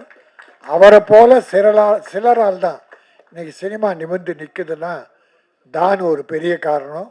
அடுத்து என்னுடைய மாப்பிள்ளை ஐஸ்வரி கணேஷ், அவன் யாருக்குரிய ஒரு 10 படம் எடுத்துக்கிட்டு இருக்கான். இப்போ ஒரே ஆள் 10 படம், வேல்ஸ் இன்டர்நேஷனல். அப்புறம் நம்ம லைக்கா படம் நல்ல பெரிய படங்கள் பண்ணிக்கிட்டு இருக்காங்க. ஏஜிஎஸ், மீதி யாராவது நினச்சி பாருங்க, இன்னும் சிலர் இருக்காங்க. ஆனால் சொல்லுகிற அளவுக்கு யாரும் இல்லை. சினிமாவோட சிரமப்படுது. ஆனால் திட்டமிட்டு செஞ்சால் வெற்றி படம். மக்கள் நல்ல படங்களை பார்க்குறாங்க. சின்ன படம், ஹீரோ பெரிய ஹீரோ சின்ன ஹீரோ பார்க்குறதில்ல. கதை இருக்கா, அதை ஒழுங்காக எடுத்து சமுதாயத்துக்கு சொல்லியிருக்காங்களா, அந்த படத்தை இன்றைக்கி மக்கள் பார்த்துட்ருக்காங்க. கடந்த 1 வருஷத்தில் சின்ன படங்கள் நிறைய வெற்றி பெற்றிருக்கு. அதனால் இந்த படமும் நெல்லை பாய்ஸ் ஒரு வெற்றி படமாக அமையும். ராஜா இன்னொரு படத்தில் ஹீரோவை நடித்து அவனே டைரக்ட் பண்ணிகிட்ருக்கான். இந்த படம் வெற்றி பெற்று அந்த படம் வெற்றி பெற்று அவன் ஒரு பெரிய ஹீரோவாக வரணும். இந்த டைரக்டரும் பெரிய டைரக்டராக வரணும். இசையமைப்பாளர் 2 பாட்டு கேட்டால் நல்லா இருந்தது. அந்த தம்பிக்கு என்னுடைய வாழ்த்தை சொல்லி எல்லோரும் வாழ்க. நல்ல படங்களை பார்த்து பாராட்டுங்கள். தமிழ் கலாச்சாரம் பண்பாடு காக்கிற படங்களை பாருங்கள். இன்றைக்கி தமிழ் கலாச்சாரத்தை கெடுத்து குட்டிச்சவராக்குகிற படங்கள் ஏராளம். கஞ்சா கடத்தல், கொள்ளை. என்ன சார், ஒரு துப்பாக்கியில் 50 பேரை சொல்கிறான் சார். ஒரு துப்பாக்கி 6 குண்டு இருக்குமா? என்ன 50 பேரா? இப்படி ஒருத்தன் அடிச்சு அந்த பக்கம் 6 பேர் விழறான். அதாவது அந்நேச்சுரல். அதெல்லாம் வேணாம். இயற்கையாக படம் எடுத்தால் தமிழ் மக்கள் பார்க்க தயாராக இருக்கிறார்கள் என்பதை சொல்லி இந்த படம் வாழ்க, வெற்றி பெறுக, தயாரிப்பாளரும் வெற்றி பெற்று பணம் சேர்க்க வேண்டும் என சொல்லி விடைபெறுகிறேன். நன்றி, வணக்கம்.